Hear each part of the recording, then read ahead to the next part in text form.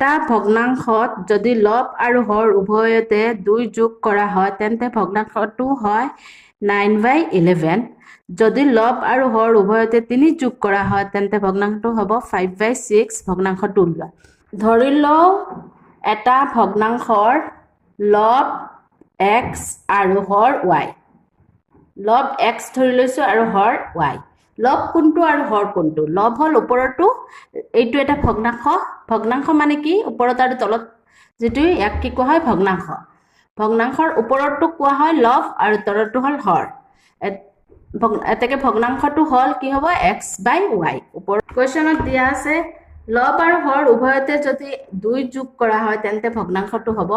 লব আৰু হৰ উভয়ত কি যোগ কৰিব দিছে 2 গতিকে লব হল x আৰু হৰ হল y গতিকে এক নং শৰ্ত মতে আমি কি কৰিম x ৰ লগতো 2 যোগ কৰিম y ৰ লগতো 2 যোগ কৰিম যোগ কৰিলে ভগ্নাংশ কিমান হ'ব ভগ্নাংশটো হয় 9/11 ভগ্নাংশটো আমাৰ উলিয়াব দিছে গতিকে আমি ভগ্নাংশটো প্ৰথমতে ধৰি লৈছো x/y গতিকে x ৰ লগত 2 যোগ কৰিছো y ৰ লগতো 2 যোগ কৰিছো যোগ কৰিলে কিমান হয় 9/11 এইটো হল আমাৰ প্ৰশ্নৰ এক নং শৰ্ত এতে এইটোৰ পৰা আমি কি কৰিম ক্ৰস মাল্টিপ্লাই কৰিম এই যে ওপৰটোৰ লগত x + 2 ৰ লগত 11 ইনটু কৰিম আৰু y + 2 ৰ লগত 9 ইনটু ক্ৰস মাল্টিপ্লাই হ'ব এইটো দি এইটো কিন্তু এইটো দি এইটো কিন্তু এতে 11 দি এইটো কিন্তু কৰিলে 11x প্লাস চিন আছে প্লাস 11 ৰ লগত 2 ইনটু কৰিলে 22 ইকুৱেল কি হ'ব 9 দি এইটো কিন্তু কৰিলে 9y প্লাস ইয়াত প্লাস চিন আছে কাৰণে প্লাস 9 ৰ লগত 2 ইনটু কৰিলে 18 x থকাটো আমি এইটো সাইডত ৰাখিম আৰু 22 টো সেইটো সাইডত নেম গতিকে কি হ'ব 11x ইকুৱেল 22 ৰ আগত প্লাস চিন আছে এইটো সাইডত গলে কি হৈ যাব -22 ঠিক আছে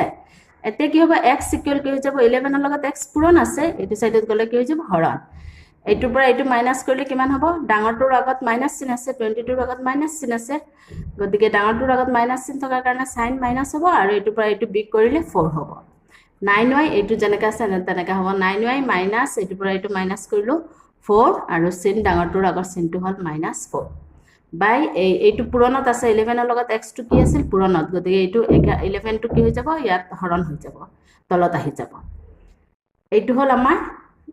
এক নম্বৰ শৰ্ত এতে আমি কি কৰিব লাগিব এইটো কি আমাৰ কৰিব দিছে কি প্ৰতিস্থাপন পদ্ধতিৰ সহায়ত সমাধান কৰিব দিছে গতিকে প্ৰতিস্থাপন পদ্ধতিত কৰিব হলে আমি x ৰ মানটো উলিয়াই 2 নং শৰ্তত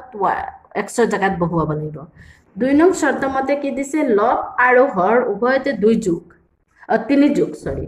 লব আৰু হৰ উভয়ত কি যোগ কৰিব দিছে 3 গতিকে লবত ওপৰত 3 যোগ হৰতো 3 যোগ কৰিলো যোগ কৰিলে কিমান হয় ভগ্নাংশটো 5/6 দুইটাৰ লগত যদি আমি 3 যোগ কৰো তেতিয়ালে আমাৰ ভগ্নাংশটো হয় 5/6 তাৰ পিছত আকৌ কেনেকা কৰিম ক্ৰস মাল্টিপ্লাই কৰিম 6 দি এইটো পূৰণ কৰিম 6 দি x ক পূৰণ কৰিলে 6x 63 ক পূৰণ কৰিলে 18 ইয়াত প্লাস চিন আছে কাৰণে প্লাস হ'ব আকৌ এইটো সাইডত হ'ব 5 দি এইটো পূৰণ 5y ইয়াত প্লাস চিন আছে কাৰণে প্লাস 15 3 দি 5 ক ইনটু কৰিলে 15 এতে কি কৰিম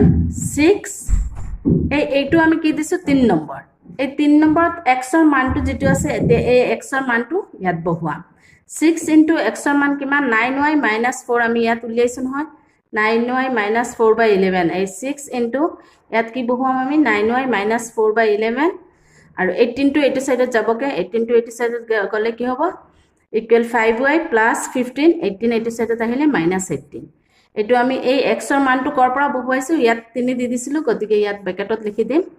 3 ৰ পৰা ঠিক আছে এই ওপৰটোৰ লগত 6 টো পূৰণ আছে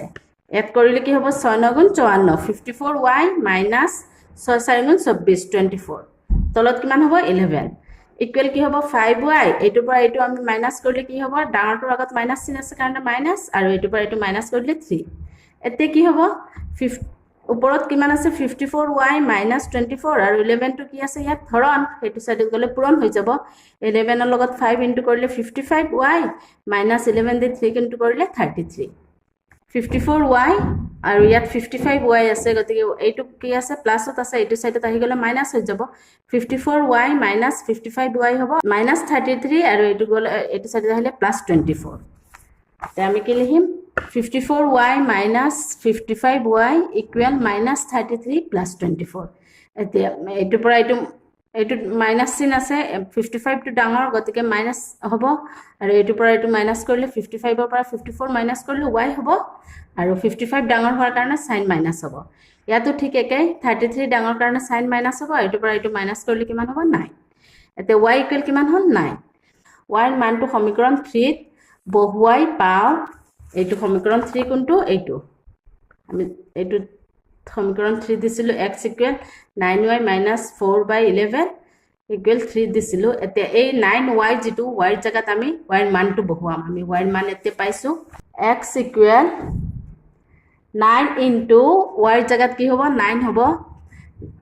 y ৰ মান আমাৰ কিমান ওলাইছে 9 গতিকে y ৰ ঠাইত আমি 9 লিখিম 9 ইনটু 9 - 4/11 এতে 9 9 ইনটু কৰিলে কিমান হ'ব 81 9 9 গুণ 81 81 - 4 বাই কিমান হ'ব 11 এতে কি হ'ব 81 ৰ পৰা 4 মাইনাস কৰিলে কিমান হয় 77 77 আৰু তলত 11 কাটাকাটি কৰিলে 7 হ'ব 7 বাৰ যাব